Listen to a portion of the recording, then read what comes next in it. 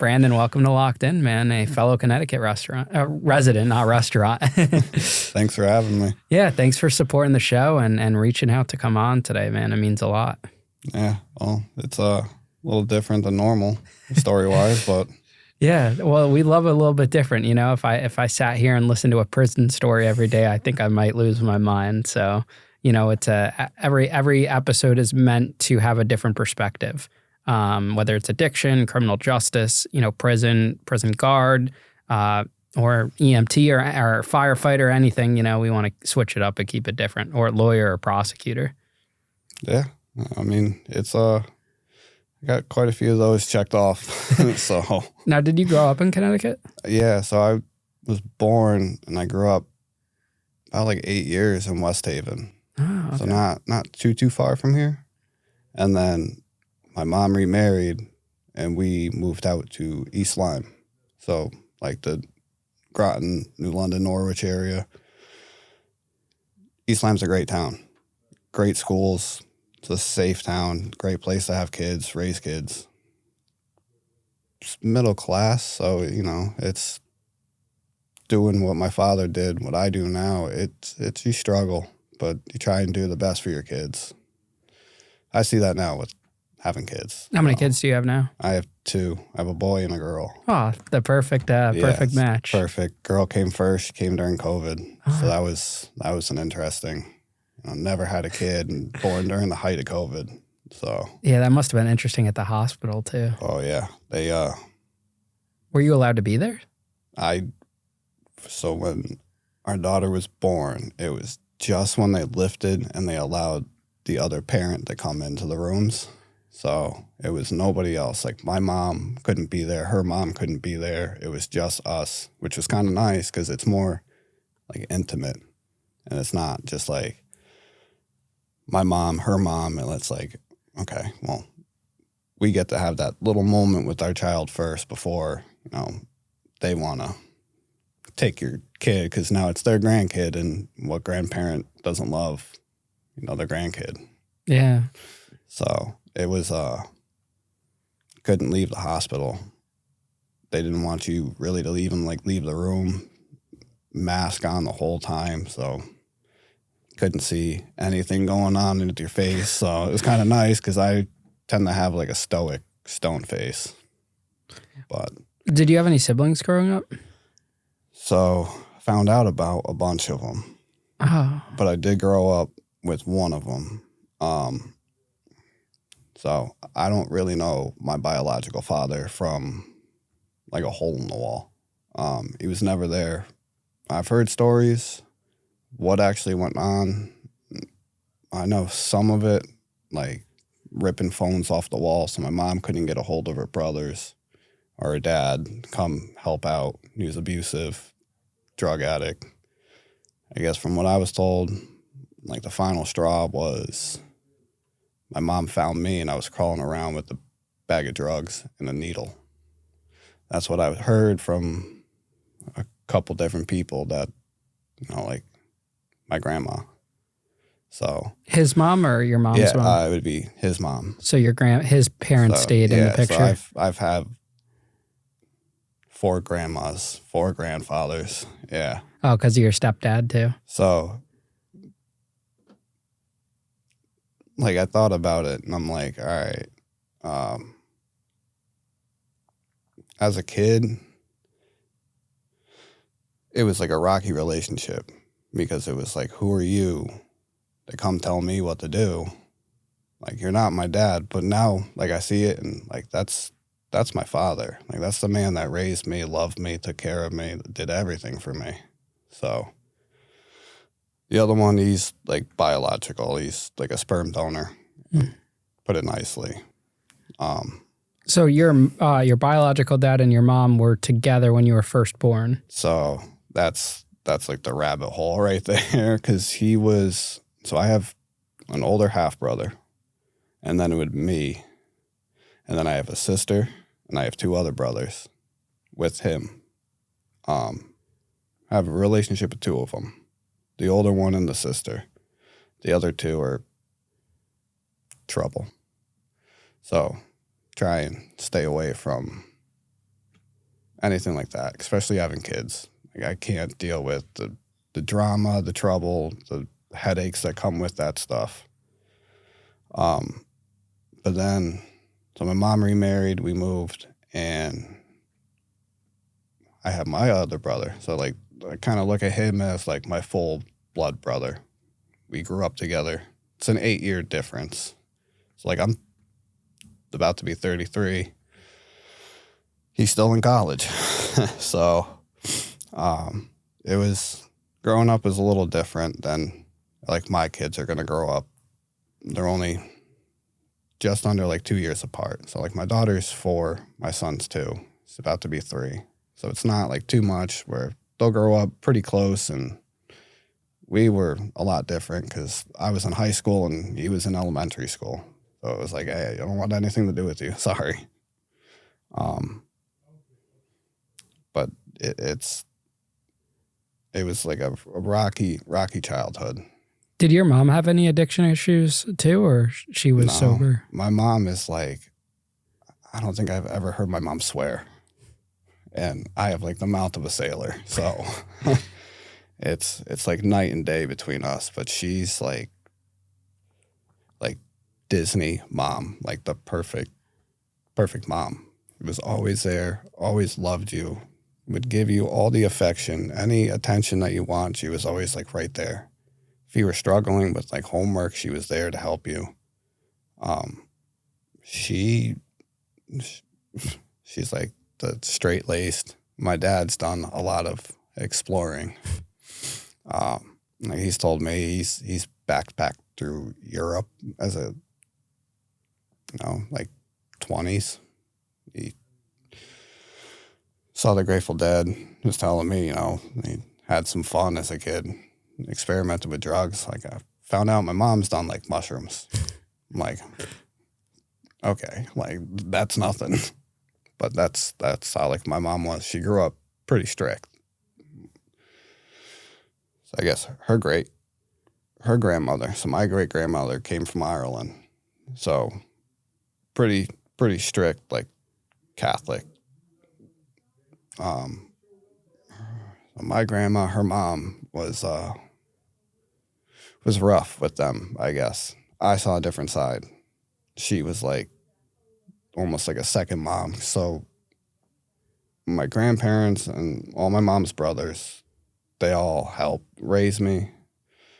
Like, my stepfather, my father, he was there, but they were still dating. They were engaged, so he wasn't like, he was still trying to be a father figure, but I get it was, like, hard because, that's not your kid, but it's going to be your kid kind of thing.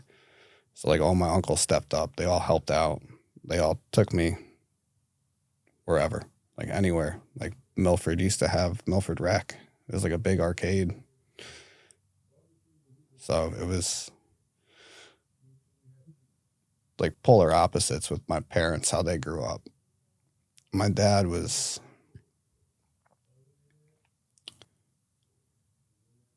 like, I guess it's like almost like the generation. Like, his parents were strict, but it was go to school, do well, do what you're told to do, and that's it. Like, just, you can be a kid, but no, there's actions. Your actions have consequences. Like, I heard stories of, like, having to go out and grab a switch, and that was punishment. Like, my mom, it was a belt.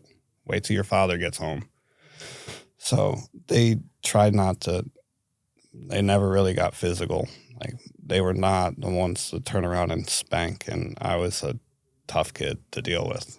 Like, undiagnosed bipolar and anxiety and stuff like that. So it was, the undiagnosed part was rough, especially for them. They had the work cut out.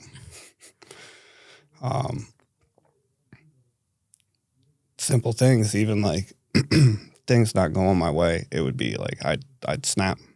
It's just never got like violent, like physically with my parents or my brother. But remember those sand toy, the sandboxes that were like the turtles, the plastic. I chucked one into the pool because I was mad about something. Just I was a little asshole for a kid. Now I know the bipolar played a huge part in all of that. So, do you know why your mom was with your dad? Because he was an addict, or did they start off normal and he developed that, or was he always like that? Do you know anything about that? See, my mom never talks about it, and like I can understand it's like really traumatic, and I know she's like told my dad about it, and he's mentioned some things here and there, like, you know, you're acting like your father, and it's like, oh, but how they met, I don't know, because they're from North Carolina, and my mom grew up in West Haven, so how they actually met and what happened there, I don't know. I don't want to pry with my mom either, because I don't want to bring up those bad memories of all that when she's had a pretty happy life since then. So don't want to raise some trauma again. Do you think that some of the issues you were just describing that were going on in your childhood and growing up, do you think that stemmed from your dad, your biological dad? So doing therapy, getting, you know, like diving into my life, it's starting to look like a lot of what I've gone through has all stemmed from him, because he's dealt with the addiction issues. He's had bipolar. He's had suicide attempts. It's all things that I've dealt with. So it's like, all right, you know, do share a lot of similarities. I kind of do look a lot like him. So I actually went down to my brother's last year, and I met him for the first time. Never met him. I've had like minimal interactions. So my dad adopted me. So as a kid, before my parents got married, I think. It might have been after. We had to go to probate court, but DCF had to come out. They had to sit with me alone and ask all these different questions. As like an 8-year-old kid, has he ever put hands on you? Did they yell at you? Like, just intrusive questions. And you're a kid, and you know, you're sitting with these people that hold essentially your fate in their hand. They could take you away in the blink of an eye. It's that was scary as a kid. And then sitting in probate court and having them make a phone call and talk to my biological father, and him ask me, is this what you want? And because he has to sign his rights away, so then he could adopt me. So yeah, that was like a huge, like, pivotal moment as like a kid, where it was kind of made me look at, like, my parents told me a little bit at that point, and it made me look back and go, oh, so like I kind of am acting like what they're saying, because, you know, they'd be like, hey, you're acting like him with your attitude. When, you know, acting like a little asshole, they're like, hey, you know, you're acting just like him, and oh, but it's he was never around. He was never there. Never paid child support. He, like, that. What truly happened, I don't know. I mean, from what I was told, my mom just packed up and took off to her mom's, like her parents. We lived there for a little bit, and then we bounced around like West Haven. And she met my dad. So they met through, it's kind of funny, my godmother is my mom's cousin. She was dating someone my dad works with. I've actually worked for him and since then, and that's how they met, was through someone my dad was working with who grew up in West Haven, like right around my mom. And yeah, it all went from there. Was it hard to adjust to having a new dad at that age? Because you were around 8 years old? Yeah. That's a weird age to, you were old enough to know that you had an original dad and have those memories, and then all of a sudden, switch it up and have a second dad. What was that adjustment like for you? So I was actually just talking to my therapist about it. And that's awesome that you're actively going to a therapist. Yeah, it's been life-changing. But like with that, it was one of those things that you're old enough to recognize, like, okay, so big life-changing decision now. And it trying to cope and deal and understand with, you aren't my dad, but now you are. So there was always pushback from me. Like, hey, I need you to go mow the lawn. No, like, you're not my dad. And realizing now that's hurtful, especially in, like, being a parent. And if my kids ever said, like, no, you're not my dad, that would crush me, like, break my heart. But it was an adjustment. And even going from, like, West Haven to East Lyme, like, going from not, like, a great area to a really nice area, but knowing absolutely no one, being ripped away from, like, my safety net, which was, like, my mom's side, because that's all I had. Everyone else from my biological, they live in, like, North Carolina or Florida. So there was, like, no one from that side to be anywhere near us. Being ripped away and absolutely no one, having no friends. And 8 years old, you start making friends. Now you have a couple by that age, a couple, like, close, good ones. And then there was nothing. And, like, I went to school down West Haven with my cousin. So, like, two of my cousins one's a year older, one's a year younger. So we were all, like, in school together. And then all of a sudden it's like, here's a really nice town, great school district. You don't have to worry about getting robbed. Like, my parents told me as a kid living in West Haven, there was a police chase and they came through our backyard. And my dad's like, I remember looking out, because we lived on the third floor.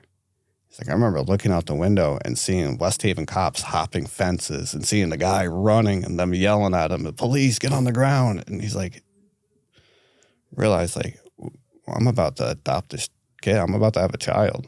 I can't be having him grow up with police chases through the backyard. And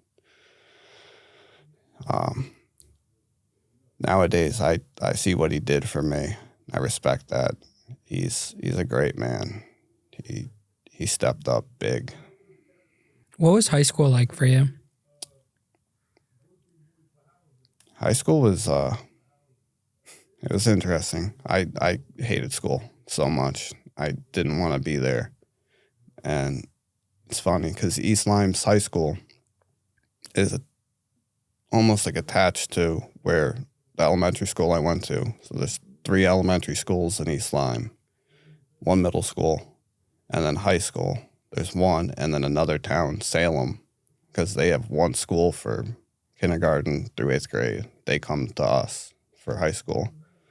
So it was, you have your set group of friends already. You went to elementary school and middle school with them. And now here's, like, this whole new wave, which there wasn't a lot of them. Like, probably 400 of us all together, including them. And there was, so probably about, I think probably like 60 to 70 were kids from Salem. So it wasn't, like, a huge group, but it was kind of, like, standoffish. We're like, who are you? Great people, though. They're humble. They're more like farm. Like, we always called it, like, cow town. I mean, it's a nice area too. Like, you live out there, you probably have some land. What kid doesn't want some land and a dirt bike? So, like, we would always go hang out. Eventually, once we got to know them, we were always going out there, and they had 1 resident state trooper. So you can get away with anything over there, especially high school kids. Yeah. we liked high school was weird though, because we liked smoking weed and drinking. It's not like nowadays with the heroin and the fentanyl. Like, that really wasn't around for us. Like cocaine, kinda, but most of us, it was almost like psychedelics. Like, you get shrooms, you can get acid, you get weed wherever, like anywhere. But like the whole high school thing was weird, because you had the kids that thought they were like cool as shit and who would treat people like shit. And then you'd have the kids that did like band and theater and choir and all them. They would all hang together with like the art kids. I kind of hung out with like the stoners, the easygoing. I was not easygoing. I was a lot. I was the kid that had a mouth. I would pop off on the mouth real fast. Got into trouble with that. That comes back to get you. High school, though, was, if I could go back, absolutely. I wish I could go back. Looking back now, that was a great years. The great rewards hunt is here, and the adventure starts now with DraftKings Casino. Follow the path to huge jackpots, weekly bonuses, and exclusive games. But that's just the beginning, because new players can claim 500 casino spins on a featured game. Just sign up with code Ian Bick and wager a minimum of $5 to receive 500 casino spins. Only on the most rewarding place to play, DraftKings Casino. The crown is yours. Gambling problem? Call 1-800-GAMBLER. In Connecticut, help is available for problem gambling. Call 888-789-7777 or visit ccpg.org.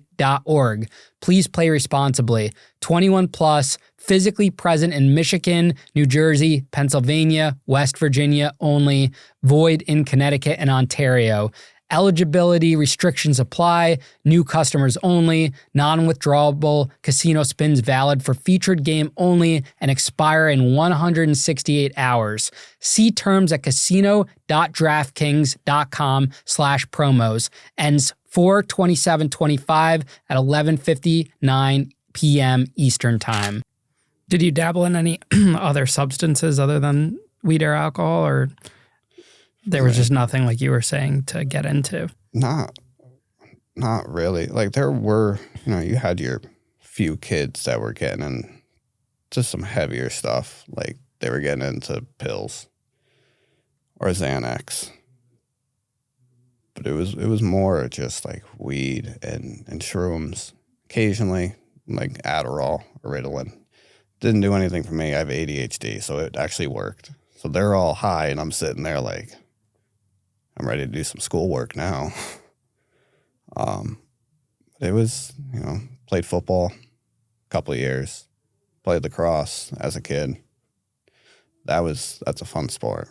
If anyone's ever looking to get into a sport, lacrosse is a great sport. You look like a lax bro a little bit. Yeah, a little bit. It's the hair and the hat. Yeah, it's high school was, talking to people now, and they're telling me about like their school. They're like, you guys were privileged. You guys had a pool, and it's like gym. We'd get to go 2 weeks every year. You go to the pool. They try and teach you how to swim or whatever, but toward like the end, you get to have fun, play like water polo. They let you go off the diving boards and stuff. So it's East Lyme's a great school. What were your career aspirations? What do you want to do? Did you want to go to college? Did you want to go into a trade? What did that look like for you? So, like we were talking a little bit before. So one of my uncles, one of my mom's brothers, he was a West Haven fireman. So growing up, and that's all I ever wanted to do. I just wanted to be a fireman. Thought about maybe being like a cop at one point, and it's like, nah, the fire trucks are so much cooler. Sirens are better. Sorry, but you You get a big red truck and loud sirens. Like that was sold as a kid. I'm like, you know, and seeing my uncle, like I looked up to him because, you know, he helped raise me. So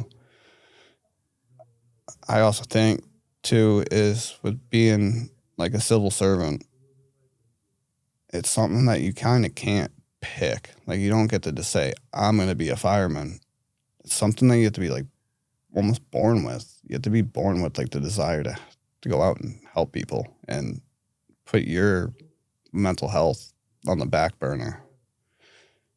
And it's a rewarding career. Like if you choose to go down that path, it's really rewarding, but it causes a lot of damage too. Like I see my uncle, he drinks, you know, sad. It's unfortunate.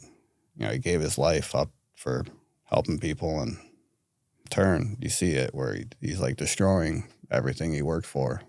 But yeah, that's all I wanted to do. Just wanted to be a fireman. How did your mom feel about you wanting to become a firefighter? I'll tell you, both my parents were super supportive.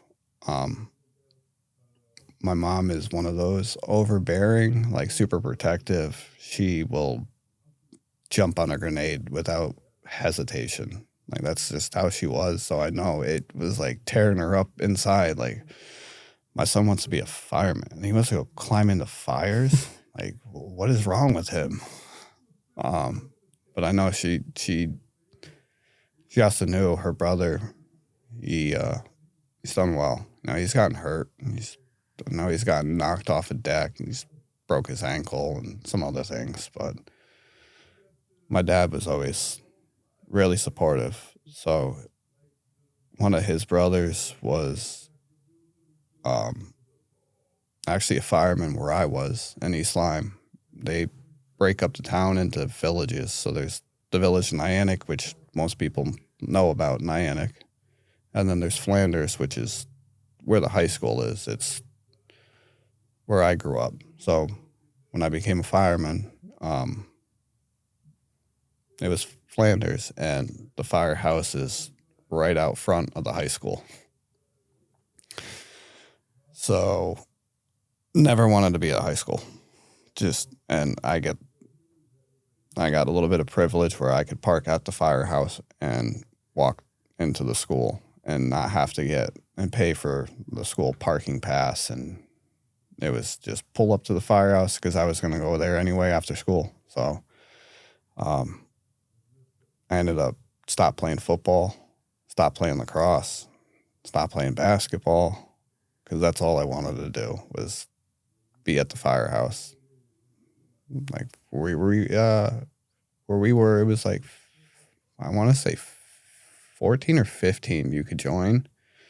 They considered you like a junior member. So there was restrictions on certain hours you could go to calls, certain hours that you could be at the firehouse. They kept it to almost like a routine because they knew you're still going to school. Your main priority is graduating, doing your schoolwork, not being here.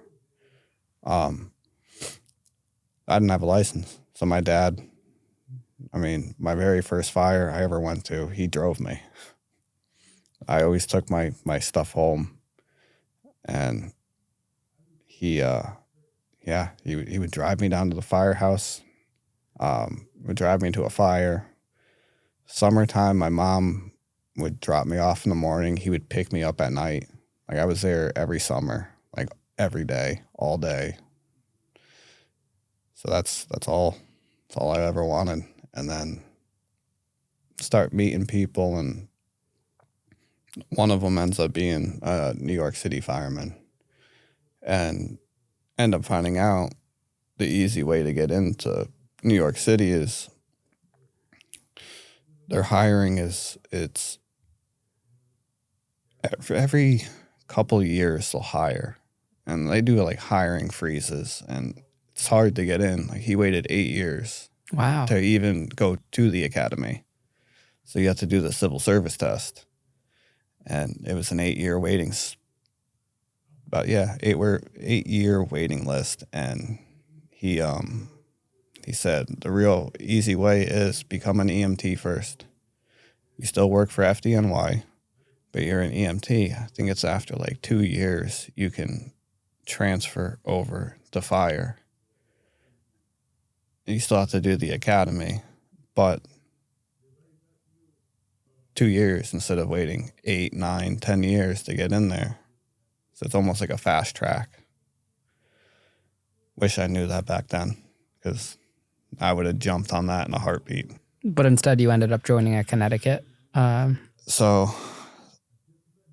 I found that out like years down the road. But yeah, I joined, it was Flanders and East Lyme as a 15-year-old kid. And then once you turn 18, they have classes and like courses in the state to be certified. You have to get certified to be interior. You can't just walk in. So I took a course in Willimantic, because Willimantic from East Lyme wasn't too far, probably like 25 minutes. I want to say it was like every other Saturday and Sunday. All day, go up there, do a bunch of book work, take tests. They were pretty strict. State says like 75's passing. They were like, we hold you to 80. Anything under 80, you fail. So it was nice because it's like, okay, you're shooting high and you're putting your expectations up here instead of keeping low, and try and set goals and like, all right, if they want 80, I want to do at least like 90, 95. So if you can excel in doing that stuff, you can start moving through ranks and everything too. I mean, and it's not just, how to put a fire out. There's math behind it. There's science. You have to know every floor you climb that you lose a certain amount of pressure in your hose. So if you're operating pumps, you need to know they're going 3 floors up. And if it's 10 pounds of pressure that you lose, you just lost 30 pounds. So you have to adjust the pressure on the pumps so they have good amount of water coming out. And then even other stuff like throwing ladders, you have to know, all right, well, if it's a rescue, the ladder has to be placed here. If we're ventilating and going up, like breaking out a window, ladder's got to be in this spot. It's all about, all right, the wind's blowing to the left, so now we don't want to put the ladder in the left and just have all the smoke blowing into us. So you got to go to the right side, and it's a lot. It's not just like, hey, this is how you put a fire out. Here's a hose, you open it up and spray. It's a lot. It's learned everything from car accidents, how to operate, call them cutters or spreaders. Spreaders, everyone knows, like jaws of life. You learn how to operate everything from those, like chainsaws, to cut holes in roofs and ventilate, let gases escape so they're not trapped. All the way to like wildfires. Like, yeah, Connecticut, we're not California, like those crazy wildfires, but, we get brush fires out here, and it's a little bit different than fighting a normal fire.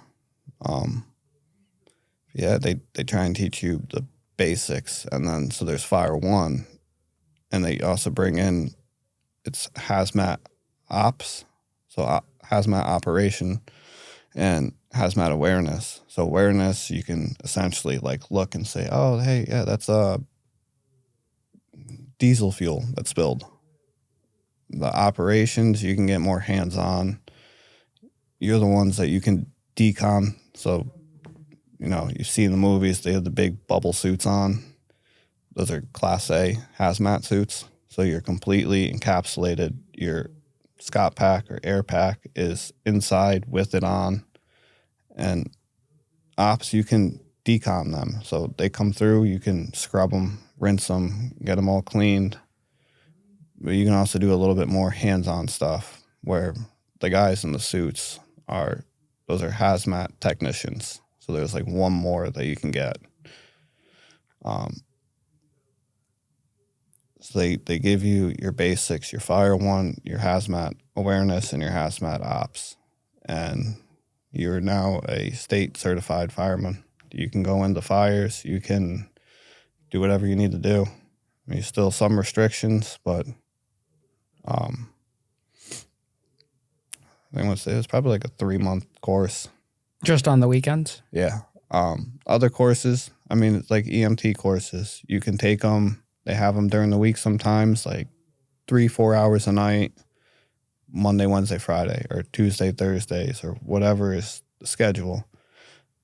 A lot of times they're out of firehouses. So, like where I live now in Ledyard is Gales Ferry's firehouse is about like 3 minutes up the road from me.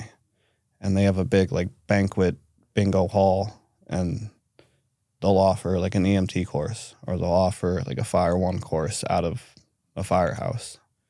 But you're not getting like the school I went to. They had buildings to burn in. They had trailers set up. They had everything for like you going through and you're crawling around and the floor collapses out. And now you're tangled up in wire. So it's confined space rescues too. It's a lot of hands-on and a lot of book work. But I think it was a better opportunity doing that than going to a firehouse where not every single one has a burn trailer or a burn building or somewhere they can go do all that stuff. You're learning how to throw ladders outside of a firehouse instead of actually throwing it to a building and them saying, throw it up to the 4th floor window for a rescue. So you're getting that little extra. I think it was beneficial too. The instructors were great. They were all like career firemen. One was Willimantic lieutenant. One of them, I think, was another Willimantic fireman. I think there was like maybe like a Manchester. They're all like Connecticut, pretty close to that area. But they're knowledgeable. So you have to do your state test at the end. It's a practical and it's like a written exam. So you have to do the written. You have to score for the state 75 or better %. And then once they said, okay, you passed, they give you a date. You come back and you have to do your practical. And it's all hands-on, and they're state instructors. And nerve-wracking because it's not, they want to see even like climbing out of the truck. They want to make sure you have 3 points of contact. So like 2 hands on the railings and a foot on the step and 1 on the ground. They don't want to see 1 hand and like you hanging off, jumping down, and they'll mark you down. And, people failed because 1 hand, and there's a couple points there. Okay. And then it was tying knots. That was a big one. I got lucky. My dad's parents, my grandparents, they were big in sailing. So as a kid, they put me into sailing lessons. So I learned essentially how to tie knots as a kid. And I tell you, that helped out a lot. Because even like tying a nozzle, you have to tie it a certain way so that when they pull it up, it doesn't open up.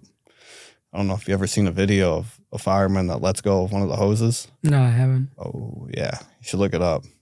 It's deadly. It whips around. It'll kill you if it hits you. Oh, wow. I mean, figure it's about 100. I've been out of it for a little bit, so it's like remembering things is, I want to say it was about 120 pounds of pressure coming off the tips of the nozzles. So, I mean, put it this way, your car tires are like regular cars, 35 PSI. So, about almost 100 pounds more coming off of that. So it's a lot of pressure that you're sitting there holding. And if that opens up, it whips around and it will will take people out. It's scary. I've never actually seen it in person. I've seen like videos of it, thank God, but it's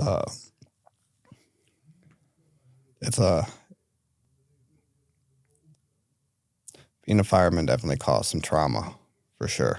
Now, once you passed everything and you got certified, did you get offered a paid position with the department, or what happened? So we were mainly volunteer. During the day, we always had 3 paid guys. And when we staggered start times, I think it was like 6, 7, and 8 a.m. So that they would leave at 3, 4, and 5. 5 o'clock would be like the second shift guy. During the week, they would be there till 11.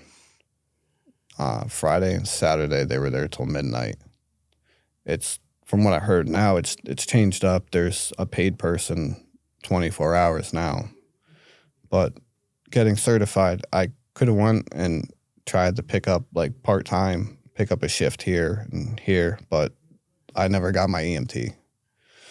We ran ambulance out of our firehouse. A lot of places like New Haven and Hartford, they use, and like Norwich by me, they use like American Ambulance, AMR, or whatever private ambulance company they'll use.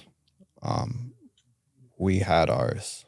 So the whole town had 3 ambulances. There was one for us, one for Niantic, and we had a spare. So ours needed to go get maintenance or broke down, or theirs broke down. And we would cover, like, yes, our primary area was like the Flanders Village. But if Niantic had something or their ambulance was out, we were now covering the entire town instead of just like the village.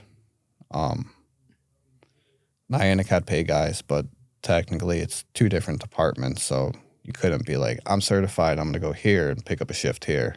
It didn't work that way. So because it was a volunteer, did you have to work another job as well? Yeah, so high school I worked, there was a car wash like down the street. So that was, actually no, my first job was, I worked in the kitchen as a dishwasher. I want to say it was like a beach club in Old Lyme. One of the kids I was friends with, he worked there. He's like, hey, you asked like 2 of us, you guys want a job for the summer? We're like, sure. And we were 16. We needed money, beer money. But yeah, it's worked at the car wash, which was nice because don't have a license. I could still go save up for a car, save up for a license. It was within walking distance, so I would walk there after school and go work, and my mom or my dad would come pick me up. But then later on, I went to college for like a semester or 2. Did the community college. Was going for the fire science and technology because it was fire related. That's like all I ever wanted to do. School was not my thing at all. I didn't want to be there. Couldn't stand being there. Like I had left high school for fires. Like there was it's an old Sears warehouse, and actually a couple kids I went to school with set it on fire. Yeah, they got charged with arson for that one. But I left high school and walked right out, and the lady in the office, her 2 sons, she knew my grandparents. My dad's parents, they all worked for the Board of Ed. My grandfather was a math teacher. My grandma worked in the Board of Ed. So my dad and all his brothers, they went through East Lyme School. I was the oldest, so I was the first one to come through, so everyone knew either my grandparents or teachers knew my dad or one of my uncles. And they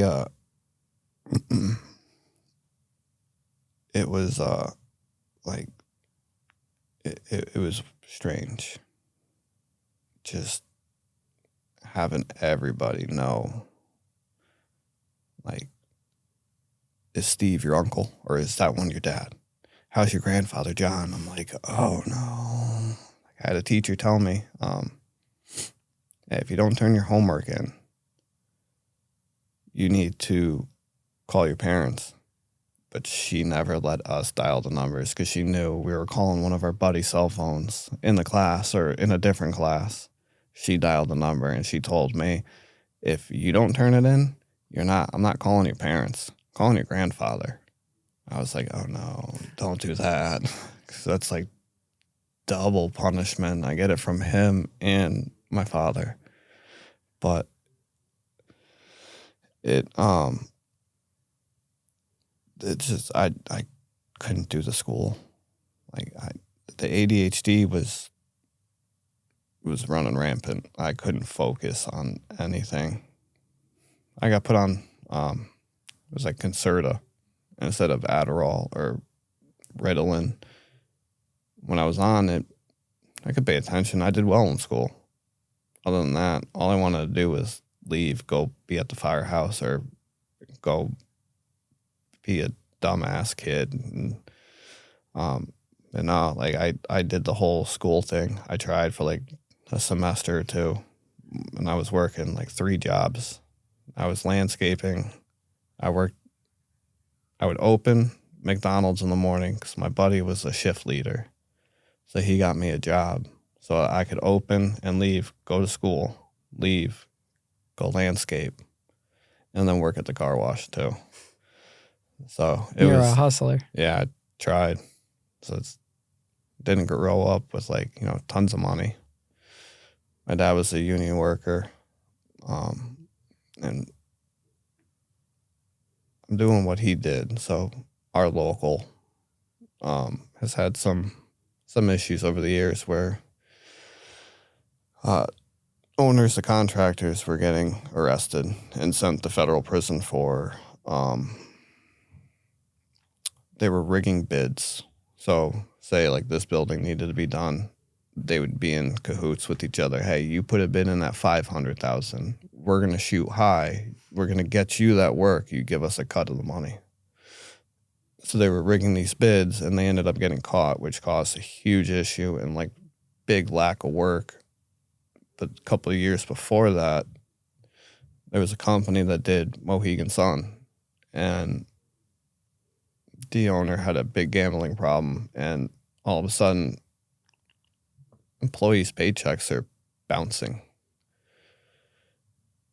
I want to say some people, it was like 6 paychecks. And it's like, we didn't really grow up with like tons of money. Money was tight. So East Lyme it's a weird town because it's pretty middle class, but there's a lot of upper middle class. There's Pfizer's right in Groton. So there's a lot of Pfizer kids. Their parents are working as scientists or researchers at Pfizer, making back then probably a couple $100,000. I don't want to know what it is now, but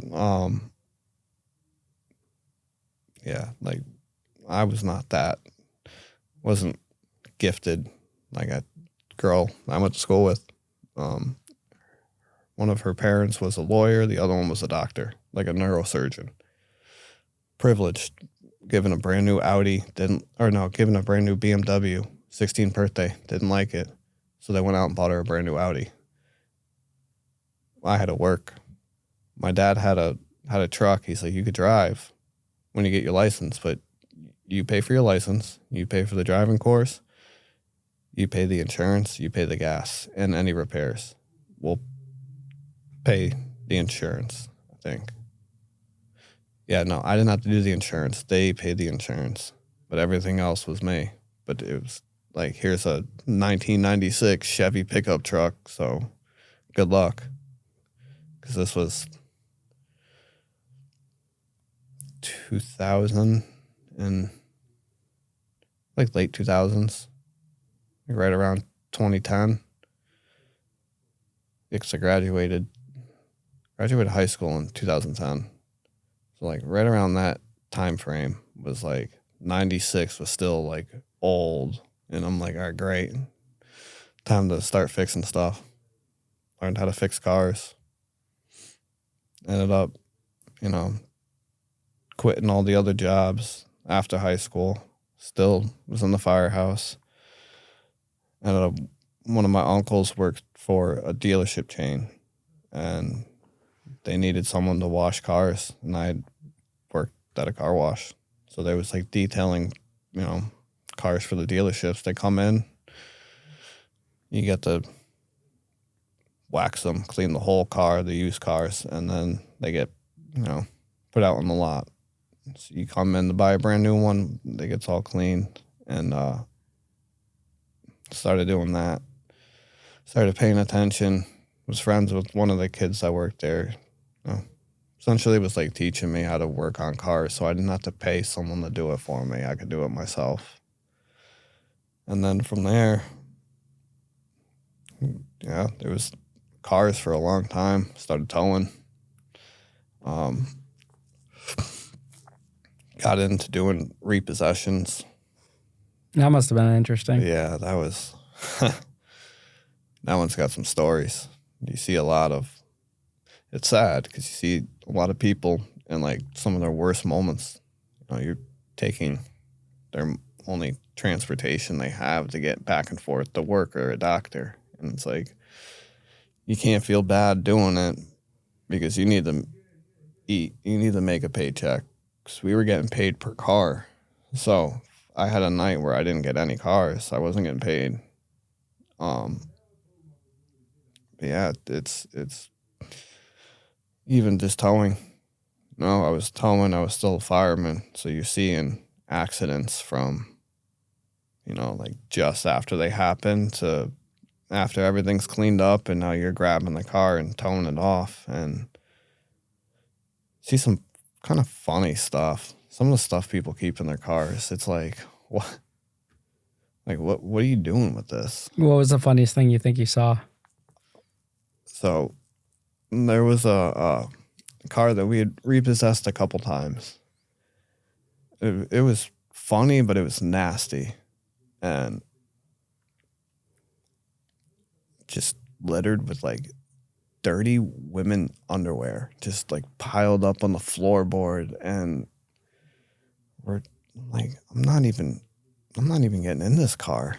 That's disgusting. Dildos, find those laying in the cars, and you're like, I really hope that's a girl. Trying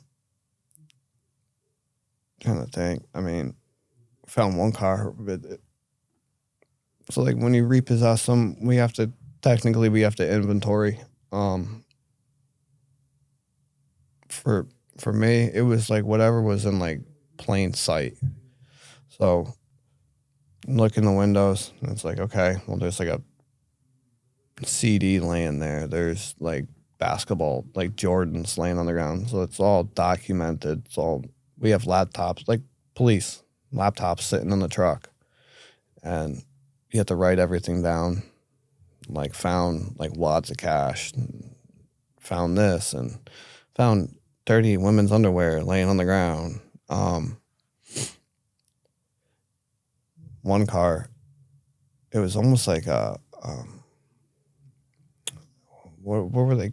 What were they calling those guys that, like in New York, like back in the day, they would have like the watches. They would sell you all like the knockoff watches. It was like that. There was all kinds of like knockoff watches, like colognes. We're like, what is going on here? And then the guys in the office, they would come through and they would completely inventory everything. And then they would put it in bags, and they would put it off to the side into a storage area so that, you have a certain amount of time to come and claim your car after it's repossessed. Otherwise, it goes to auction. So now your car is no longer yours. And he's like, yeah, man, there was like maybe 5 or 6 colognes and like a couple watches. He said he opened up the trunk and it was filled. And then he's like, it's not just knockoff like colognes. There was like Dolce & Gabbana. There was like Gucci. like high-end like colognes. He's like, dude, bottles, like a couple $100 bottles. That never came. You know, you see a lot of things like that. Drugs. I remember like rolling around in like the north end of Hartford. So Hartford, you know, it's not the safest place to be rolling around, especially the north end. And come into an apartment complex to grab a car. And there was a kid sitting on the corner of like the complex, and it was almost like gated. There was no gate for the entrance. It was like those iron, like the iron fences that you see with like the spike tops and all that. And he was standing there, and I'm like, that's not good. And he went running. So I zipped up, grabbed the car real quick, and by the time I hooked it and put it up in the air, Connecticut, it's once the car is off the ground, even if it's like a centimeter, a millimeter, you legally own it. They can't lawfully make you put down the car. He starts banging on a door, and next thing I know, this dude comes out, and he had drugs in the trunk. I'm like, dude, I don't care what's in the car. I'm taking the car, but get your stuff, move it. I don't want an issue. But it was, you know, I'm going to kill you tonight. I'm like, I hope you pull faster than me. Like, because if push comes to shove, you know, 99% of us carry. Like, Connecticut doesn't have a stand your ground law, but, you know, if push came to shove and you pull a gun on me, I'm going to make sure I protect myself, make sure I get home. I ended up getting out of doing all of that because it was bad. I mean, I had a pregnant woman. I went to go grab the car in Meriden, and I hooked it, and she came running outside, and I'm in the air, and I'm already starting to move, and she dove into her car. I'm like, and you could tell, like, not 2 months, but she's like 6-7 months pregnant. Like, it's clear that and she dove in the car, and then her husband or boyfriend comes running out like a gorilla, banging on the truck, like beating on it. I'm like, this dude's gonna shatter the window. Like, if he hits the window that hard, like, this dude's gonna come through my window. Like, what am I supposed to do? Called Meriden police. I'm like, hey, so this pregnant woman just like dove headfirst into her car. And they're like, what? And I'm like, yeah, like, she jumped. So they showed up, and there was nips all over the car. So, you know, they can't technically do anything, but it's like, to me, like, that stuck with me, because it's like, you're pregnant and you're drinking. Like, that's bad. That's like real bad. But, you know, it's, you put yourself into really dangerous situations, and the money's not worth it. Like, repossession, you don't get paid a lot. I mean, essentially, it's like you're making minimum wage. So if we would have a guy, he was like a spotter. So he had cameras, and it would be a car that we had repossessed. Instead of going to auction, we bought it, and they put the cameras on it. And the cameras are the same ones that the police use. The only difference is the software. So they have different software. So when we come through with the cameras, it's the same thing. When you drive by a cop with them on, it pulls up the car. So for us, it would just scan the license plate, and it would tell you like the license plate. And then if it was repossession, like if it was out for repo, it would like make an alarm sound, and you would know. You just scan the car. You need to verify VIN numbers. You can't just go around grabbing cars off of license plates, because people misuse plates, and you get a wrongful repossession. That's bad news. You know, you open the company up to lawsuits. You open yourself up to getting in legal trouble. But yeah, you're putting yourself into dangerous and just bad situations. You don't know what's in the car, like drugs. Who knows what else is in the car? A body, you have no idea. Like someone just stored a body in a car and you just grabbed it. I mean, things like that happen. We had a kid we worked with, he got shot at. Wow. And it wasn't like Hartford, Meriden, New Haven. It was like a nicer area. And he went down a driveway and it was a neighbor from next door that started shooting at him for just doing his job. And like the spotters would get paid 75, I think. I want to say it was 75 per car. Me coming to pick it up, I was getting 35. If I spotted the car and grabbed it on my own, I would get the 75. But even if you do 10 cars a night, you just made $350. But it's not worth being put into having guns pulled, being shot at, having people threaten you, trying to fight you. It's not worth the money. The danger that comes with it. One got shot at. One had like a machete pulled. Another one had a bat pulled on him. Like people get guns pulled on them all the time. I'm like, my dad's sitting there. He's like, what are you doing with your life? Like, why are you putting yourself into these situations? And it all came full circle because, like I've had my fair share of issues, like addiction wise. I had an issue with pills. It wasn't as like it what I don't want to make it sound like it's any worse or like any better than what it is, but I don't think it ever got to the point where it was like, I'm gonna go get heroin and start shooting up. Like I know it was bad, but my thing was always like Vicodin or Percocet. Occasionally, like I would grab Oxy. Like my dad had, so I broke my hand, and that's kind of like where it started. Was that? Was that towards the end of your firefighting journey? Yeah, that was like toward the very end.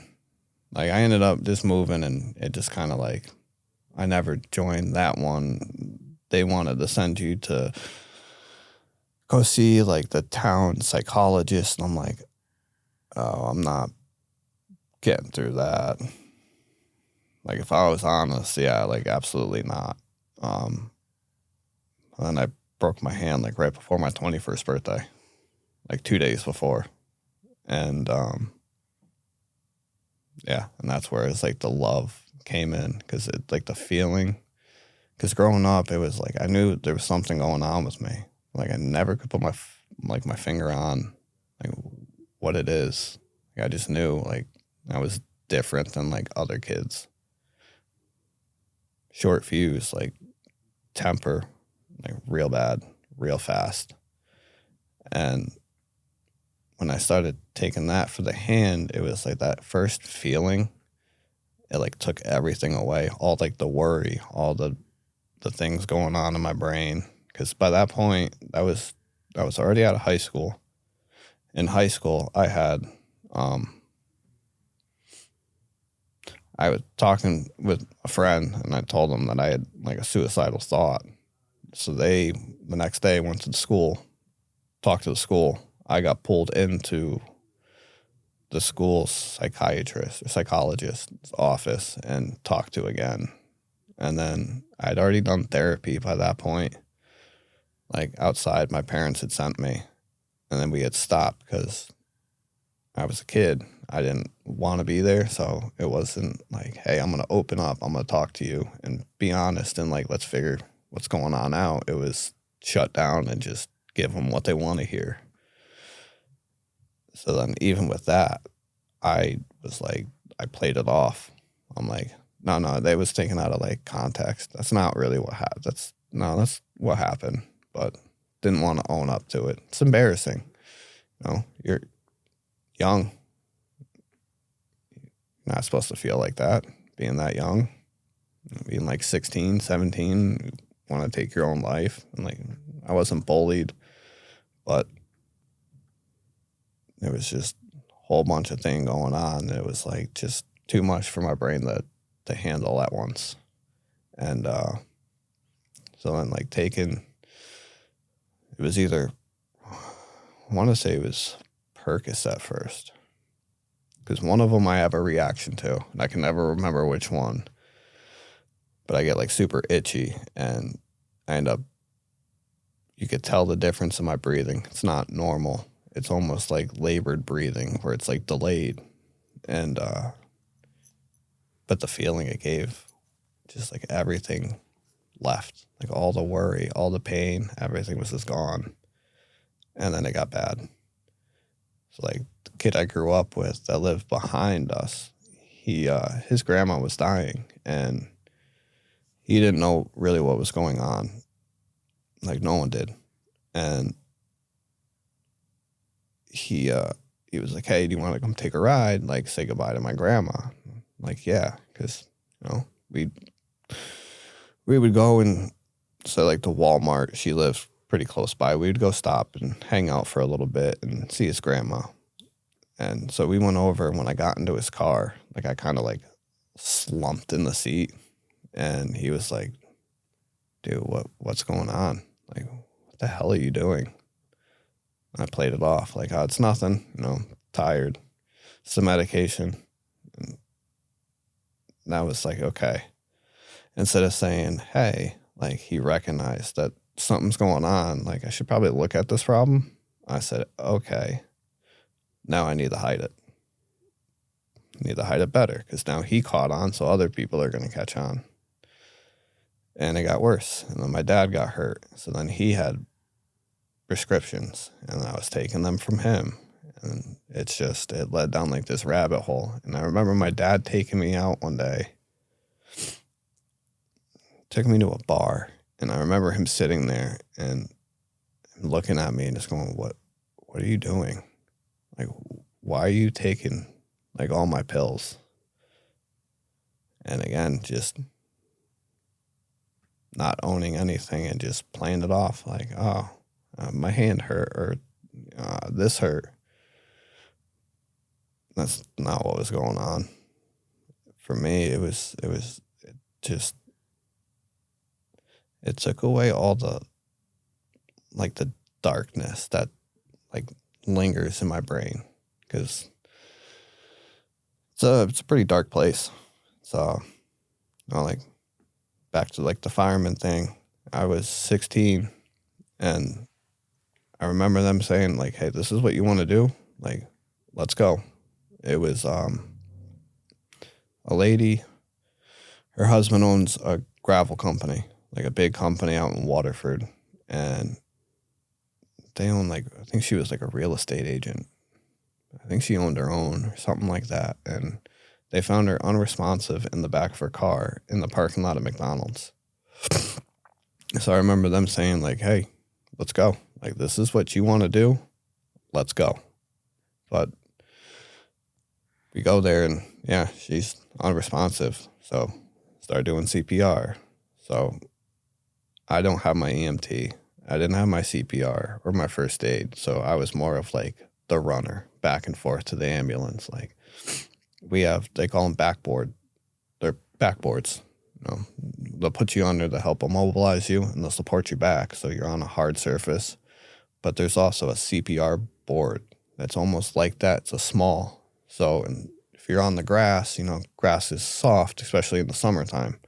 It's hard to give someone CPR if they're laying in like mud or if they're laying in something soft. So you slide the board under, and now it gives them that firm surface underneath to where you can give them good compressions. And so I had to run and grab that. And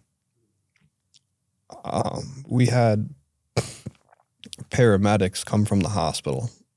So most of them were EMTs.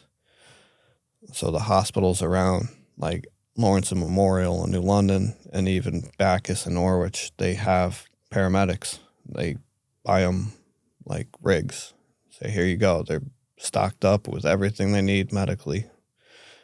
So they would come when it was something that needs like advanced care, like cardiac arrest or overdoses. And then the paramedic showing up and having to help grab like defibrillators and grab the monitors and all this, and then sitting there watching this lady get compressions, like 16 years old, and watching her die. And I don't know if you've ever heard, but when someone's on like their way out, it's the death rattle. Hearing the death rattle for the first time and like not knowing what that is, that's traumatizing. Big time. Because all it is, it's like, I guess the fluid that's in there, it's like hitting something in your throat and it's getting that rattle. But they say when you hear the death rattle, that's like the person's, they're about to die. Yeah, so like that stuck with me because that was the first time I've ever seen someone like die in front of me, and the first time I heard the death rattle, and it sticks out big time. Share with us some of the other traumatic experiences you witnessed and experienced as a firefighter. So there was another one.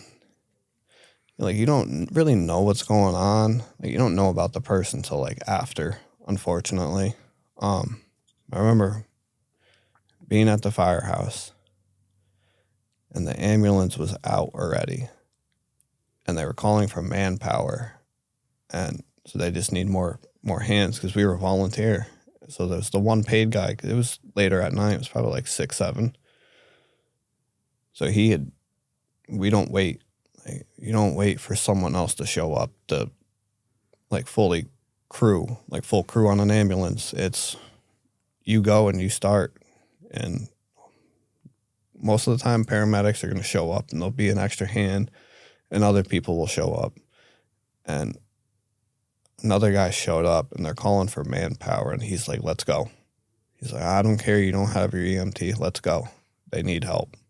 Even if it's, moving the stretcher. Nowadays the stretchers are a lot better where you can almost just one finger on the button and they lock. But before it was, you had to hold it. So if you get a bigger person, there's a couple people trying to hold it while you hold the button down to bring the wheels up to slide it in. So now it's just on like a track and you can just press the button and like not even touch it and it stays. But so like we didn't know what was really going on. We heard it was a cardiac arrest, so a heart attack or whatever the case is, their heart stopped. And when they dispatch all this stuff, they give you essentially what they know. So whatever info the call taker can get, basic information, man, woman, age, what happened, like, did you witness them collapse or did they fall and crack their head open? They're trying to get you stuff so they can relay to us so we know. Essentially, like ahead of time, all right, it's a cardiac arrest, so immediately grab, the AED or defibrillator. Make sure we have the oxygen, grab this and this and this. Like, okay, prepared, grab it, go. And we showed up and they were just bringing her out on the stretcher. And I remember her sitting up on it, throwing up, and then just boom, drop right back down. And the guy looked at me and he's like, yeah, she's dead. Like, you just saw that. Yeah, she's gone. And then looking at the house and seeing her kid in the door. And it's like witnessing someone pass away is traumatic to begin with. But then when you look and you see her kid just watched all of that, your heart just like shatters into pieces. You're like, that poor kid. Like, I was still a kid, to some people. 16, you think you're an adult, but witnessing this like little, almost like just, they're like precious little human beings, and they're so innocent, and having him, or I don't remember if it was a boy or girl, just watch all of that and seeing their mom like sit up, throw up, and drop back down. That one stuck too. Other things too, even like seeing animals. Like I like animals. I always say I like animals more than people, but like going to a fire, pulling out cats, and you open like the sheet. We use like sheet off like the ambulance, cover up so people don't see what we're gonna look at, and pulling open and seeing the cat with its stomach hanging out of its mouth, and you're like, oh, in your head, firemen and police and most civil servants have like people think it's like a sick sense of humor. It's coping mechanism. So a lot of times after something traumatic like that, you'll start cracking jokes.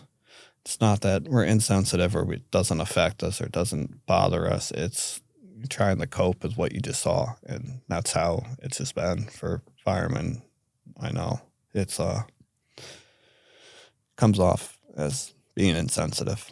Do you think that a lot of these instances and situations that you witnessed contributed to your addiction that would, come to be after you suffered an injury? Do you think it was like a build-up leading up to that, and you were just waiting for something traumatic happen to yourself to trigger that all open? I think it's like a couple different things. I think I was predisposed from like the start. Biological father I heard heroin, but I've also heard like meth. So I don't exactly know what he was addicted to, but I know there was addiction issues, even other family members, alcoholism, and other drugs too, different family. I think it was the being predisposed. I think the bipolar definitely had a big part in all of that. And then being a fireman and having bipolar definitely is like a recipe for disaster. Like you're asking for an addiction problem. And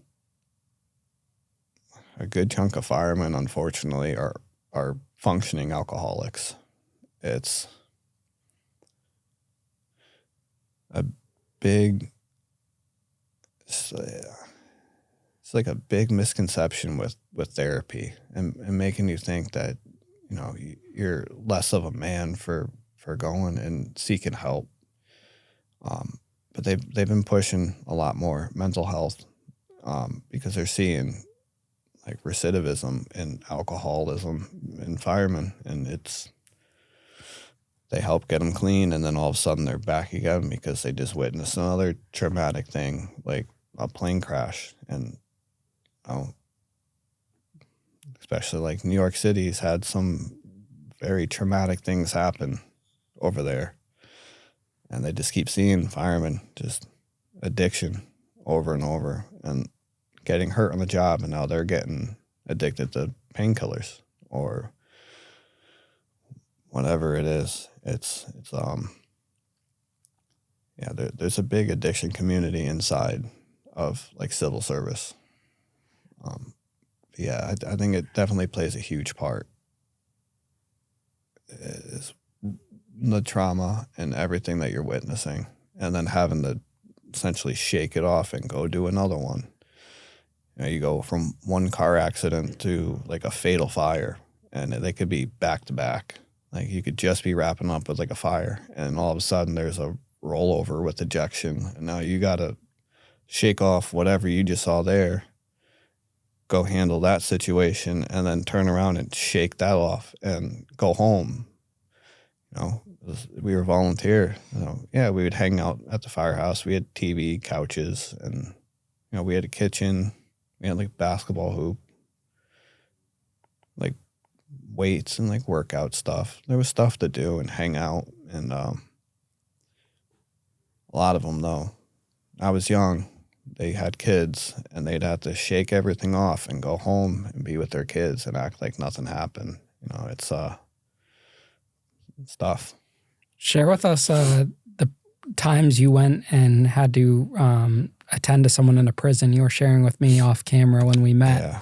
And I think that would be a really interesting perspective to show kind of like the lack of response time and care for some inmates when a emergency service personnel is called to the prison. So it's actually kind of disgusting how slow the response is, and it's not the firemen. Unfortunately, it's just how security works. And with East Lyme, when I was growing up, there was 2 active prisons. There was York CI, which is the women's prison in Connecticut. And then right up the road was Gates, which was it was like a low men's. And by the time I became a fireman, Gates was already closed. So we only had York. And we were second due technically, because that was Nyanic's jurisdiction. They had a firehouse literally right outside York CI. It's only a 2-bay firehouse. So they had an engine, and they kept their brush truck in there. And I think they kept a spare ambulance. So it was coming from down the road from their headquarters. Maybe 3-4 minute response, light sirens moving. And when you would get to the prison, for us, it was probably an 8-minute response to come across town. You would hit the entrance, you would get to the guard shack. Guard would have to be waiting at the shack already to jump in the ambulance and ride in with you. And then you'd have to go to the Sally port. And now you have to be escorted in. And they're not checking our bags because we carry trauma shears and there's stuff to cut stuff off, needles for, and the paramedics are there. They can administer drugs. But it was so delayed from the minute you hit the entrance to the time you actually got inside the building. And then, it's one locked door walking in to another locked door, and then that being open. And then, how it is, they have to radio in. It's not turn the key, pull the door, or just pull the door. It's pop, door 2A, pop door 2B. And so it's 10 minutes by the time, you're already on the grounds. And a couple of times it was, women in labor. And from East Lyme to L&M, which was our hospital, say about 10 to 12 minute, with lights and sirens going. So you're already at about 20 to 30 minutes from the time you get there to the time you can get them loaded. And it's not just load them up and let's go. It's the guard has to come back. Now they got to get the paperwork. They have to come with paperwork to the hospital. And there was always one guard in the ambulance. There was one guard following, so there was 2 that were coming. And we can't leave until the paperwork's there. Okay, well, she's in active labor, or she's overdosing because drugs get into prisons. It happens. And you're just sitting there waiting and waiting. And then finally, hey, we got the paperwork, we can go. Well, why isn't this ready for us when we get there? You guys are waiting the call. The inmates will tell you, I've been telling them I've been in labor for 6 hours. And you're like,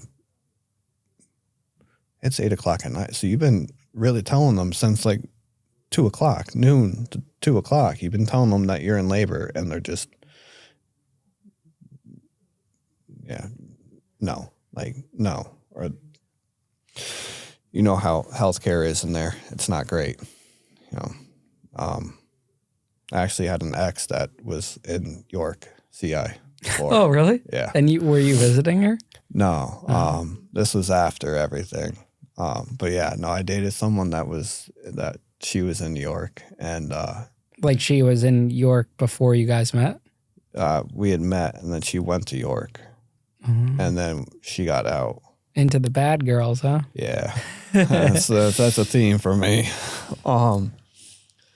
But it's she's like, you tell them, like, I had pain in my right side, like it could be like appendicitis or could be like kidney infection, like whatever's going on, you tell them and they don't care. They brush it off. And it's not until like you collapse on the ground that they're like, we should probably do something. I hope it's gotten better, but yeah, it was always a delayed process. It wasn't just they're humans. Like they made a mistake. You don't need to treat them like an animal. Like let us do our job and get them the medical care that they need. And it was a hassle. And, I mean, sometimes, right guards, it would be like, yeah, we have everything ready, let's go. Other times it was just like that, where it was a process and waiting.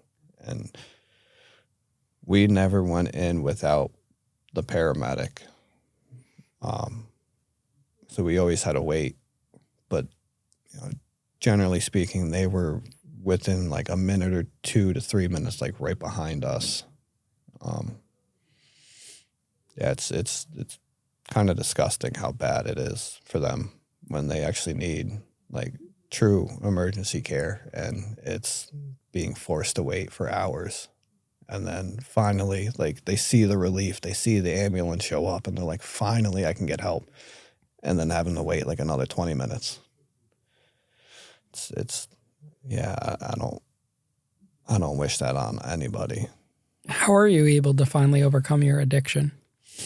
It took a long time because it was like off and on again. And so the ex that I had that was in New York, she was a heroin addict, and I still had issues with pills, but she was also getting Suboxone.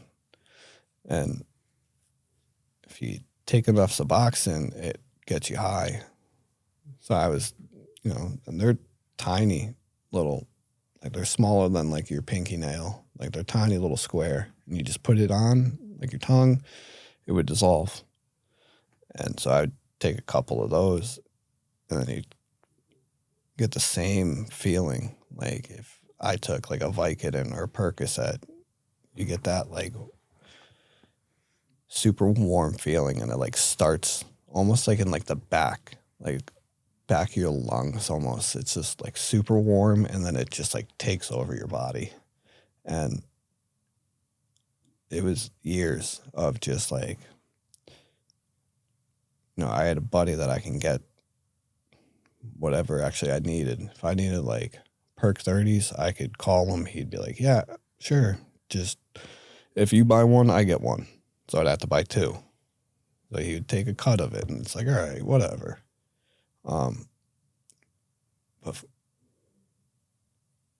it took a long time. Like I did that with that ex, and then there's a whole nother story that I had surgery, and I didn't have anything in my system at the time, and I actually ended up overdosing inside the hospital. Like I'll tell you about that, but that was like essentially where like the turning point was, because like up till that point I would still get pills here and there or Suboxone, and when that happened it was like, oh, okay, hold on, like time out, let's stop and look like what just happened. And you were done with firefighting at that point in time? At that time, yeah. This wasn't that long ago. This was a couple of years ago. Happened when I was repossessing. Long story, but I ended up going to clear out a round in my gun, and people will call it like a fucking accidental discharge. It was a negligent. Like, I knew guns. I knew, watch where your muzzle's pointed.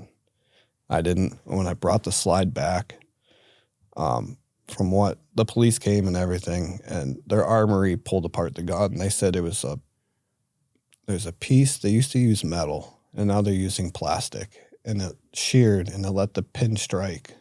Because when I brought the slide back, it was all the way back. And so it let go. Like, the piece sheared, the pin struck, round went off. I didn't pay attention. So it's not an accidental discharge. It's negligence. Like, you need to know where your muzzle's pointed. I didn't. And it went in the leg because I was sitting down. So it went in my knee. It broke my kneecap and it cracked my femur. So I had to, call 911. They had to come out. Police came first. They're asking, like, where's the gun? I'm like, it's right there. I have a sick sense of humor, and I generally have a pretty high pain tolerance, but that was just straight adrenaline. I didn't feel anything. I knew something was wrong because my ears were like almost like someone boxed your ears and like slapped you in the ear, and you get that like deafening sound. And I called 911. The police came first. I ended up cracking jokes with them because, adrenaline is one hell of a drug. You don't feel anything. And I got lucky. There was a firehouse right across the street. So from the time the police got there, which was probably within 3 to 5 minutes, this was up in East Hartford, so a lot of police. And they cleared the scene for fire to come in because you can't go into dangerous scenes like that if it's someone violent, or they call it ETOH, but intoxicated. Police have to be there. They have to clear the scene first. So any kind of gun crime or gun victim, it has to be cleared first to make sure the scene's safe for them to move in. And within like 5 to 6 minutes, I had firemen right there helping, and got lucky because femoral artery runs up the leg. And so it's like dodged one bullet right there. Didn't know I was going to have to dodge another one, but literally, oh, yeah, hey, look at that. Dodged the bullet.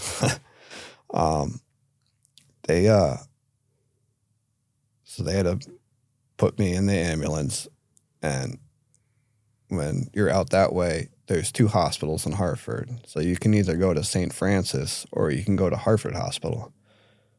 I figured Hartford Hospital is right by 91. Like, I'm going to be up here instead of getting up into like St. Francis. Like, my parents are going to want to come up here. I'm their kid. Kid just shot himself in the leg. Cheddar Bob. Yeah, that was a nickname. Cheddar Bob. Figured to make it easy, close to the highway. So got to the hospital. They're asking, do you feel anything? No. Like, I could feel my leg. I could, feel everything I need to. It's not like, I'm cutting the circulation off and I'm at risk of losing like my leg or my foot. So they gave fentanyl. And that was hard because it was like the minute I had that feeling hit, it like brought me back to everything. And I'm like, oh, I like that feeling. And then that only lasted for about 20 minutes. And they asked if I ever had ketamine. So they prescribed, in the ER, they gave me a couple doses of ketamine, like throughout the night. And then in the morning, they told me, you're going to have surgery at some point today because that happened the night before. So I spent the entire night like inside the actual ER, and then I got moved to a room, and then they came in. They're like, "So you're gonna have surgery? This is what we expect. 4 hours. And this is what's going on. You have a hairline fracture in your femur, which that will heal on its own. It's only a hairline fracture. You don't need anything for that. But your kneecap, your patella, they said is in quite a few pieces. So we're going to have to do reconstructive surgery. Took a little longer than what they thought.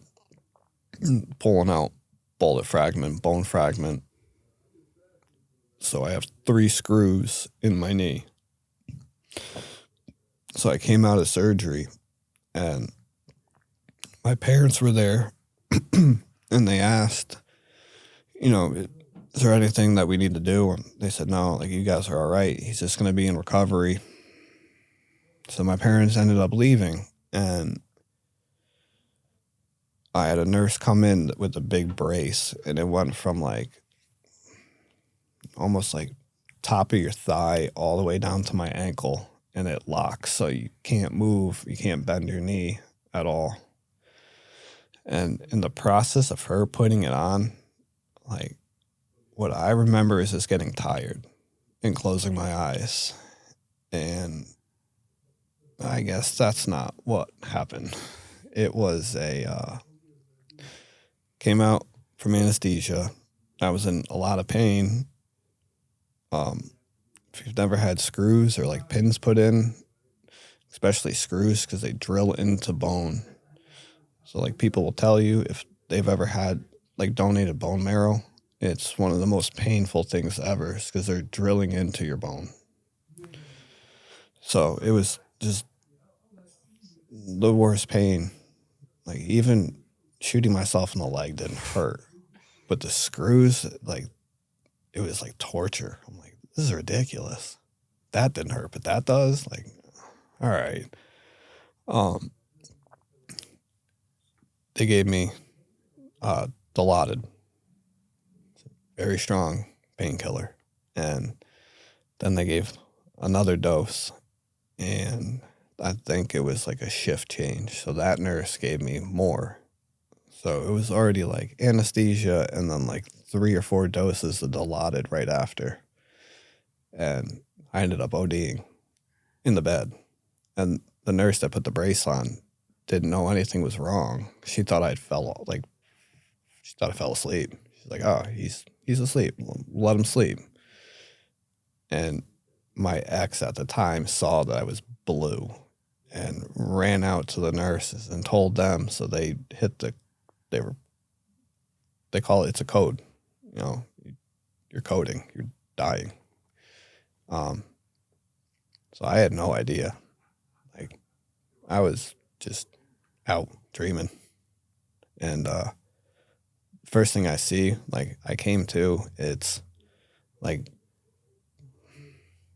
super bright because everything is on top of you. There's lights on top of you, and you wake up and it's like staring into this light, and everything starts to like come into focus. It's all like fuzzy, and I see doctors, and I see this thing, and it was purple, and I see them squeezing. So what they did was they intubated me. So they stuck the tube down, and they were breathing for me. And they told me they gave me 4 doses of naloxone, which is Narcan. And they were about ready to pronounce me. They're like, we weren't given any more. Like, we gave you 4 doses of Narcan. So they unfortunately tried to put the blame on me, saying that I had stuff inside my system, and that's why it brought my tolerance down.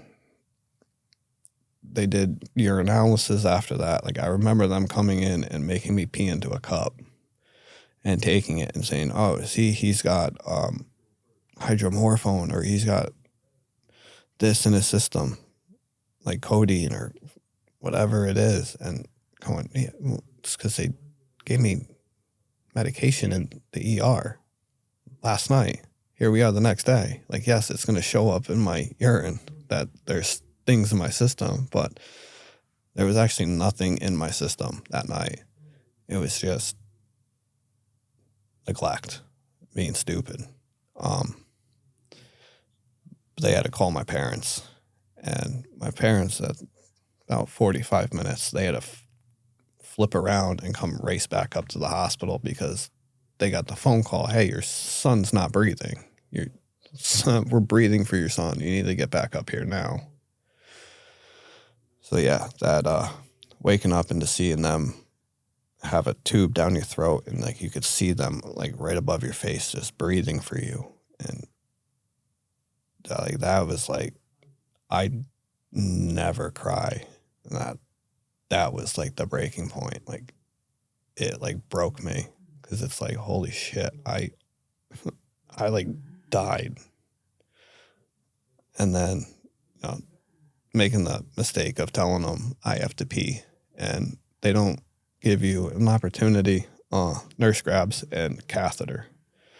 And pulling the tube out of your throat it's not fun, but that was because they actually give you drugs in order to essentially like loosen up your throat so it's not tense. So you're not tensing up when they're trying to put the tube down your throat. And so you don't feel it. They don't do that with catheters. It is almost like Vaseline and it's just right up. And it's not fun going in, but coming out because it's been there and now all the Vaseline is like not there anymore. It comes out and it is painful. Like I had tears coming down, but that was like the first time I think I cried in a long time was waking up and seeing people breathing for me and just like shock, scared shitless of what the hell. Because I had no idea that that's what happened. And then, yeah, I still did oxys here and there and would still do Suboxone.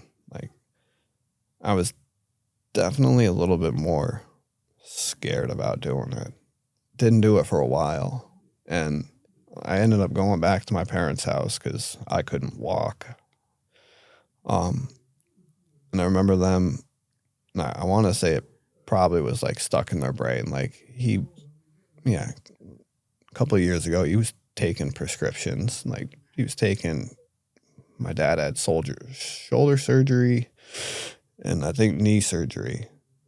And they were pretty close. So like, yeah, I was stealing all of his pain meds knowing he needed them. Like pretty shitty thing to do. But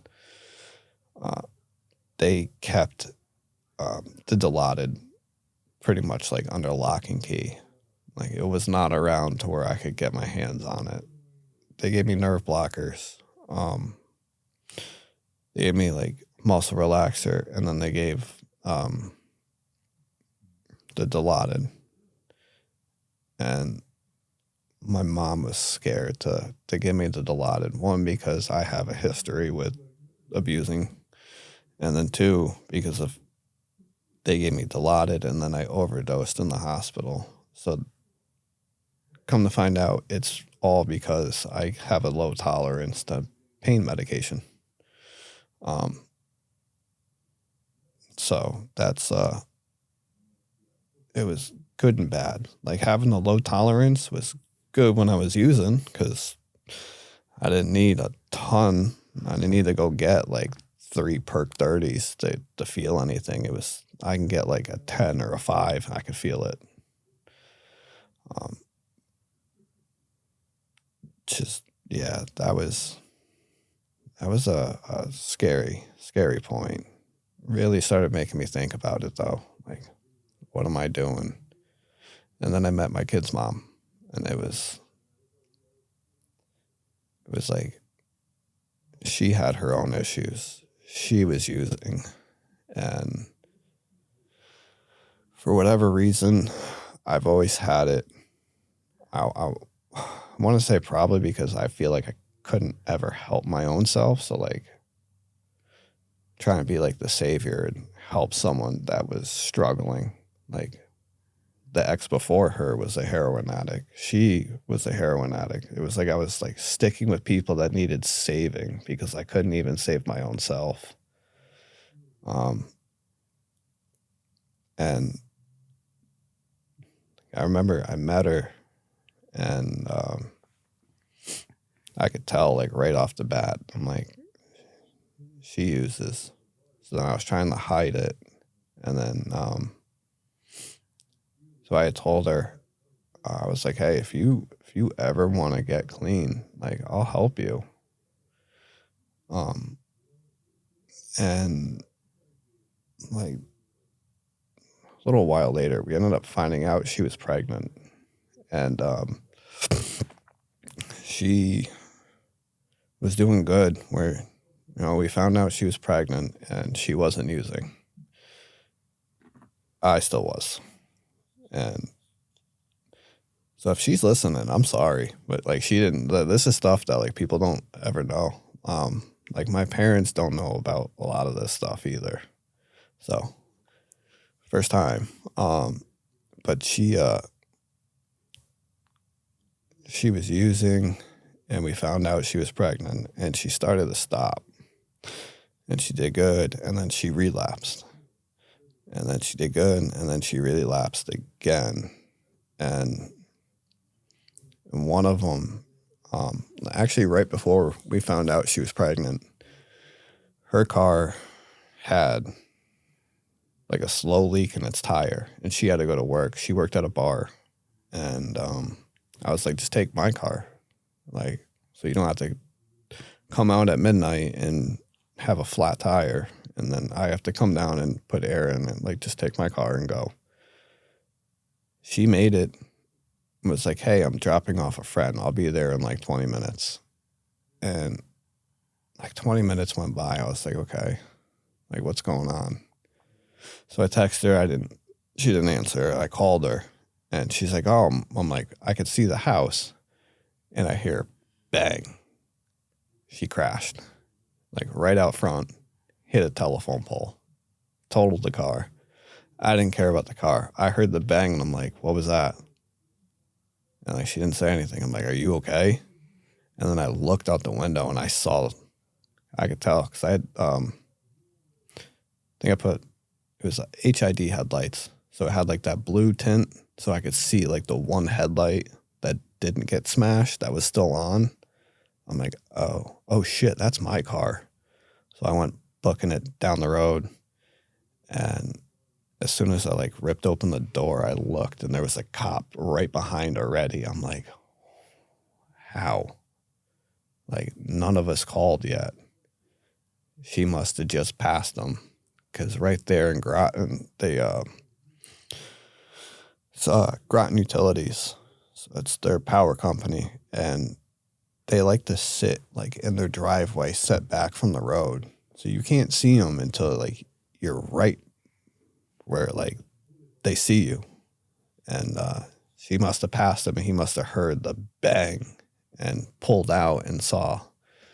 And I looked around the car, because like I knew she was using, and she didn't sniff, she shot up. So then I see needle caps, super easy to see. They're bright orange, and even in the dark, like they stand out. Like you could see it laying on the ground. So I grabbed it, threw it in my pocket. So, because they could have went two ways. They could have charged her, or they could have been like, well, it is your car, and I could have been charged with it. And I told her, I said, listen, shut your mouth. Don't say anything. They're going to ask you questions. They're looking to see if you're under the influence. Like, it was rainy, but it wasn't torrential downpours. Like, you shouldn't have hydroplaned. It rained all day. It's not like, they always say first rain, roads are super slick. So all the oil comes out of the ground. Like, they ask you questions, just repeat. My neck hurts or my back hurts. Don't say anything except for that. Take the ride to the hospital. She listened. She went. So I was dealing with a cop, and I was like, can I get my work stuff out? I still have to go to work in the morning. So I really wanted to kind of like look around the car, make sure there wasn't anything else, because I didn't want her to get arrested and I didn't want to get charged with it. So we go to the hospital, and at first they wouldn't let me. I went with her mom. They wouldn't let us in the room. They kept saying, no, you guys need to wait out here. Like, what's going on? Like, it was a car accident. We should be allowed right back. And then the nurse came out and was like, so we were doing an ultrasound, and I didn't know she was pregnant. Her mom didn't know. I don't even think she knew. And yeah, that's kind of how we found out, was she wrecked my car. But then I remember as the nurse was bringing us back to the room, I remember hearing like another nurse in the room talking to her and being like, why were there needles in your jacket pocket? Like, you're pregnant. If you need help, we'll get you the help that you need. And I remember like leaving, going home, talking to her, and her saying like, no, I didn't use before. And I'm like, it's almost like irrelevant at this point whether you did or not. If you did, it would make more sense into why you crashed. But like, what's done is done. You're okay. We just found out we're having a baby, like, and the baby's okay. So like, let's just be thankful about that. Like, I was still super pissed, but and then a couple like small little things like here and there. And I try not to be judgmental about it, because it's like, who am I to judge her for using when I was doing the same thing and hiding it from her? At least she got comfortable and she told me, like, because I would say like, hey, I kind of tell. Super easy to notice, like, especially when you're in like active addiction, you can kind of tell like when someone else is. And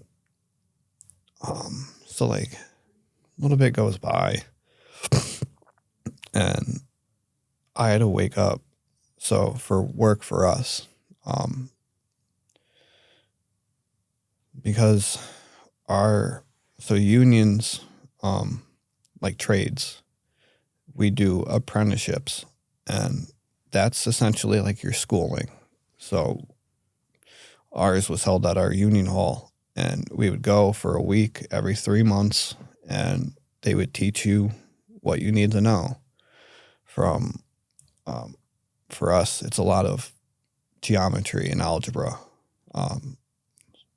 So mechanical insulation, it's a lot of breaking down circles, knowing like your radiuses, your diameters, circumference, fractions, like decimals. And they teach you that in high school, but I didn't pay attention. So I did my apprenticeship, and they go over all of that and they teach you everything. And I remember our school started at 7 a.m. Wallingford for me, I lived in Groton then, so it was about an hour and 10 minutes. And I remember like waking up and looking around, and like she wasn't in bed. So I'm like, maybe she went down, like she made me like lunch, or maybe she's making breakfast. She was pregnant, so she could have, acid reflux or heartburn. She had heartburn bad in one of the pregnancies. So it was like, okay, she couldn't sleep. She's watching TV or whatever. I go downstairs and I don't see her. I'm like, okay, so she wasn't upstairs in the bathroom, because I was just in there. I just brushed my teeth. I'm like, it's not like she couldn't sleep and had like restless legs, which is another thing like she had during pregnancy, and that's rough. Couldn't find her. So like I walked around upstairs, I walked around downstairs, and she's nowhere. But I didn't check downstairs bathroom. And I walked by, so the downstairs bathroom was attached to like the living room, and I saw the light on. I'm like, the hell is that? I walked over and she's laying on the floor, like not like sprawled out, but like hunched over, like leaned up against the radiator in the wall and like partially on the toilet. And I'm like, what the hell? And then I'm like, oh shit, she's blue. She overdosed. So she had woken up at some point, and I don't know when, and she went downstairs and shot up and overdosed. And I caught her as I'm getting ready to leave. And yeah, that was like instant panic. That caused a lot of issues down the road to where, like I've always had a hard time sleeping, but if I felt her, like even like shift, I would like wake up in like a panic. And I had to drag her out of the bathroom, gave her CPR, was on the phone with 911, and they're asking all the questions. And, you know, it's a lot different when you're on the other end, when it's you calling for help and they're asking you all these questions. It was like I was super short. I'm like, stop asking me these stupid questions and get me an ambulance here now. Like, stop asking me, like, how old she, I'm like, just get an ambulance here. Like, hurry up. And before the ambulance got there, she just started to come back. And by the time they got there, she was conscious, but she was just confused, because I've been in that position where you wake up from an overdose and you have no idea what just happened. You're lost, you're confused, you're scared. And ended up not going to school that day.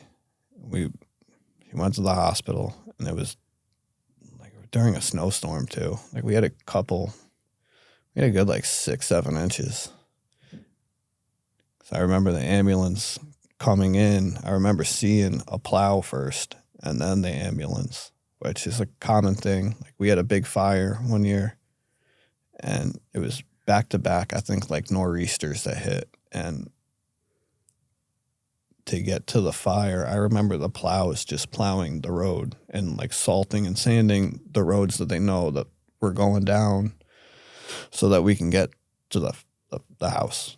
And I remember seeing like the plow and then the ambulance, and they had a fire truck show up too, because Groton has their own ambulance, but they're separate from the firehouses, so they have their own little station. And so they'll send a fire truck out until the ambulance can get to you. At least they can start treating and going to the hospital. And I give her a lot of credit, because from that day on, she never used again. And looking back now, I feel like shit, because she didn't and I still did. And it wasn't until like a little bit after that I stopped. And it was like, I don't know, just something about like realizing like, oh shit, like I'm about to be a parent. What the hell am I doing? Like, I've had an overdose that wasn't like me taking anything. Like, I've gotten lucky with like that aspect. Mine was unfortunately like hospital. Hers wasn't. And like just looking back and going like, I can't make my kid grow up without a parent because their dad just likes getting high, or mom likes getting high, or whatever the case is. It's like, it just something like clicked in my brain. It was like, you're going to be a parent. You need to be there for your kids and like knock the shit off. And it's time to grow up and be a man, not be a kid. Stop being a boy. Had urges, you know. It's hard because it's like going to the dentist, getting like wisdom teeth out. They'll give you Vicodin, they'll give you Percocet, and me, it's to the point where, like, even doing therapy now, I don't want any kind of medication that is either like a benzo or any kind of addictive. So, like, even like I take sleeping meds, and they're what's the big one that everyone whatever the big sleeping med is. Melatonin? No, it's a narcotic. And they, like, Eminem he had songs and he was talking about that's what he would take. It's like a sedative. People use it for sleep. I can't think of the name of it. I told him, like, I don't want any of that. I want something that's non-addictive because I know my personality, and my brain gets to be like a really dark place. I've had like multiple like suicidal like ideations and thoughts, and even like a couple attempts. And it was like time to just to be there, grow up, and stop, because that darkness was really there when I was using. Like, there was still darkness, but it wasn't like as dark, which, you know, it's supposed to help. You know, unfortunately, like addiction, it helps take away the pain, but it creates so much more pain because you're not dealing with any of your issues. And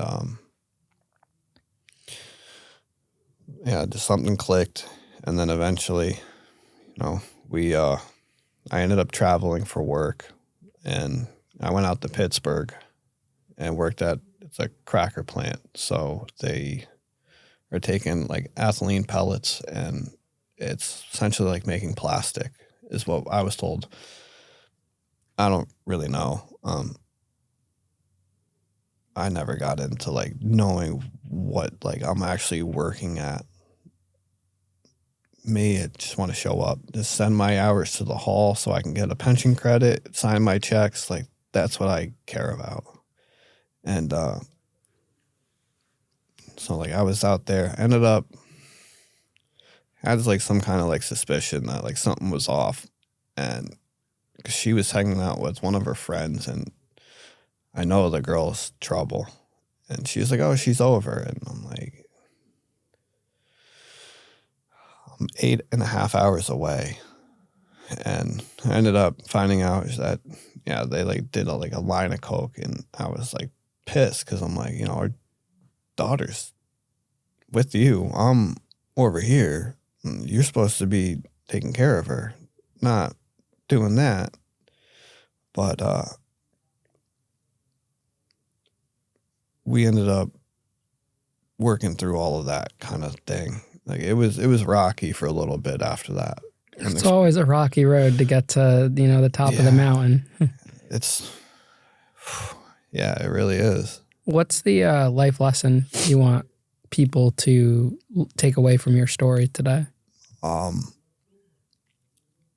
Don't be afraid to get the help you need. Like, my ex, she's my ex now, but, you know, she pushed me to go and do therapy. She's like, something's going on with you, and you're present, like you're here, but you're not here for our kids. Like, yes, you're going to work and you're working, you're doing all that stuff, but you're not present with them. Like, you're not like going around playing like all the time like you should. And so she pushed me to go do therapy, and that's probably been like the biggest thing. So when we ended up splitting, I was still in therapy, and that was probably like the biggest lifesaver, because splitting with the mother of your kids or the father of your kids, or whatever the situation is, it's hard to begin with without kids, and then throwing them into the mix, it makes it so much harder.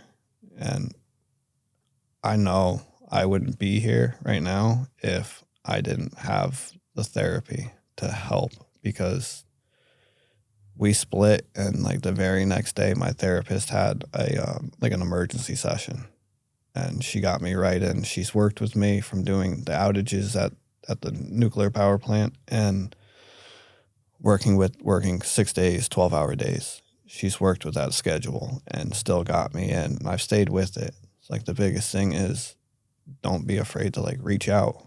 Like if you feel like you're suicidal, like I was to the point where I was about to hang myself.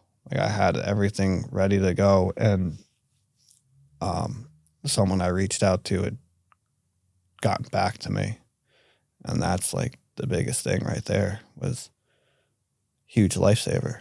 Like looking back now, like they saved my life because it was that phone call, and they were able to talk me off that ledge. And then I was able to do my therapy like the very next day, because that was all the same day that everything happened. And having her talk me off the ledge and saying like, hey, like you recognized